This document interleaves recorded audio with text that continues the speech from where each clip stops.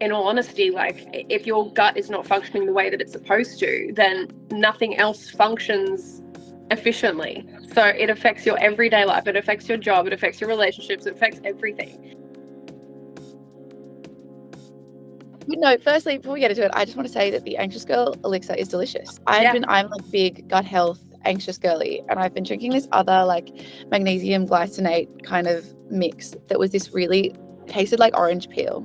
Yeah, no, that was my introduction to Kylo, actually. About 2 years ago, had huge issues with my health. It was massively brought on by stress from my work life. A lot of my symptoms were actually mimicking reproductive cancer. So I was out here like Googling all of my symptoms, stressing out, going to the doctors, getting every single test under the sun done. And they're like, look, we can see that you have these crazy symptoms, but we can't understand it because you're perfectly healthy. Like, it was so confusing to me because I just, for the first time in my life, didn't know how to handle my health. I've always had a very healthy track record. I've been very health and wellness focused since I was like 17 years old. So my naturopath was like, let's go get a gut microbiome test done and figure out like where it could be coming from. It might be coming from your gut. And I was like, surely not. So we actually got this test back and he's like, it's all coming from your gut. This is the way that we can fix it. These are the foods you have to stay away from. And this is the supplement that you can take. This is the one thing that's going to help you fix the integrity of your gut, and something that you can have every single day that is going to consistently make you feel really well. But yeah, ever since I started taking that was the one product that actually truly helped me fix the integrity of my gut, fixed my symptoms. Like, my bloating like almost instantly went away within a few days, which was mind-blowing because I tried everything. When I tell you I tried everything to stop these like chronic bloating and like my acne on my like neck, I did everything and nothing worked. And I think when I shared it online, it just resonated with so many people. So many people were going through the same things and didn't know where to start, didn't know what to do, didn't even think of, going and getting their gut microbiome, like their gut tested. And a lot of people were just living with really painful inflammation. And I think it was kind of a wake-up call for a lot of people that, hey, like, this is not normal. It's something that you can fix. Of course, go to your doctor first and make sure that it's nothing on the serious side like I did. If your gut is not functioning the way that it's supposed to, then nothing else functions efficiently.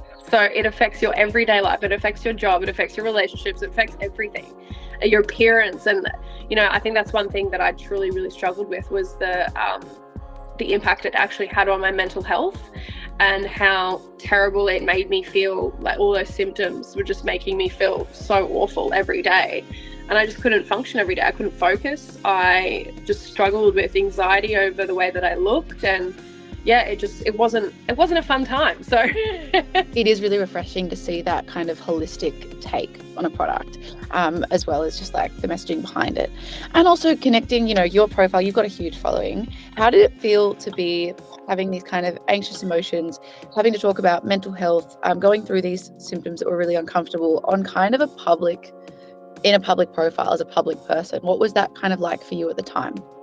Having the profile that I do, and the platform that I have as well, I felt like it's always very important for me to speak on not just like the wonderful things that are going on in my life, but also the things that I'm struggling with and how I handled those things, what I did to get through them, and like who I worked with, whatever it was that helped me. I feel like it's so important because I do understand there's so many, especially young women out there who follow me.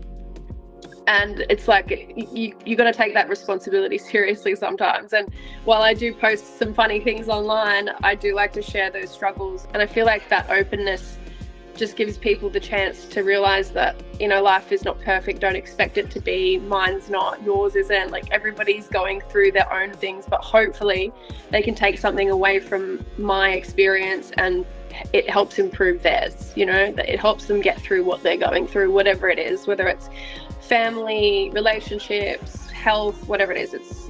I think it's really important that I speak about the things that I struggle with and how I got through them. No, totally. And I think that's why you resonate with so many people, is because you have this kind of almost vulnerable and open attitude on socials, which is really nice to see.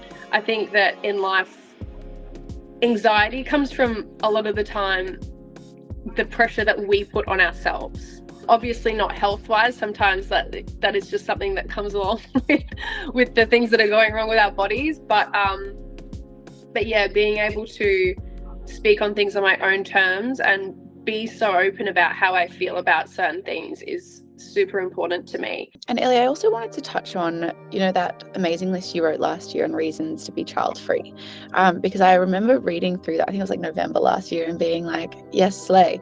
But yeah, no, it was great. It was great because it was so honest and I really, really connected with it. But I want to know from you, how did it feel when you realized that this post had gone so far and potentially reached people who felt, I don't know, like their walls came up when they read it? I feel like sharing my opinion and how I feel about my life choices should not make people feel upset to the point where they've got to do that. But I do feel like it's an important topic to speak on because people are just too afraid to. The world is very different than what it was 20 years ago, like I was talking about in terms of people's health, but it's just different now. I think that there's been a huge shift in people feeling obligated to do things a certain way now, and they realize that they have a choice, and if that's what they want to do with their life, like you go for it. I will support you 100%, whatever makes you happy. But unfortunately, I feel like we are not afforded that same treatment when we decide to say, we don't want kids, or we don't want to live life a certain way. And it was also something that I had a few years ago that I was just like so over the conversation. I sometimes used to go, yeah, I want kids. Yeah, one day. Like I would just say it because I'm so over the conversion therapy conversations that come from me just being like, no, I don't want them. And then people are like, but why? You'll change your mind. It's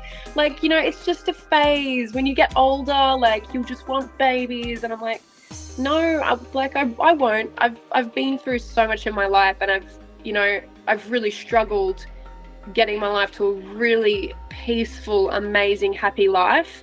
And I'm there now, and I have no desire, like zero desire to change it. And I think when people don't understand that, it just comes from a lack of understanding, and I think a lot of empathy for other people's situations. Like my life is very different from Sam's life over here, and his experiences with his family and childhood upbringing and all of that kind of stuff. I think one of the biggest things in my life was when my dad passed away, and I had to deal with family turmoil that followed that.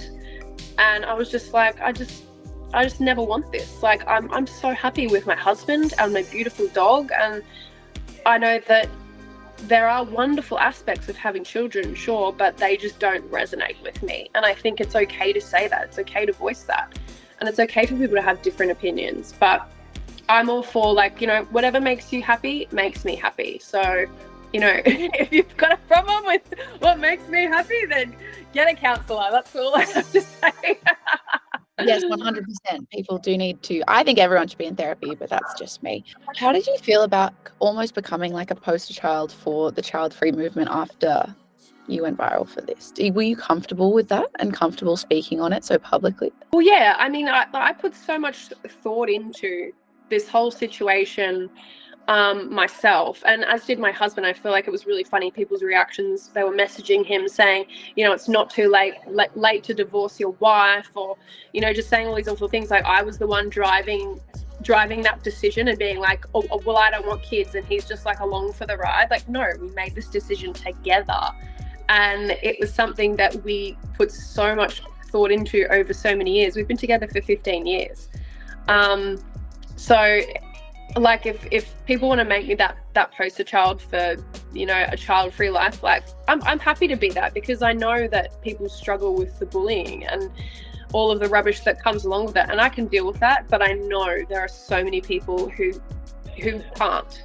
So if I can be that voice for those people, I'm more than happy to be, because I'm like steadfast in my decision and what makes me happy. So yeah, it really doesn't affect me. The negative stuff, the positive stuff. Like I love that it resonated with so many people all around the world. Like it was so big in China, and it just trended everywhere. And it still to this day blows me away.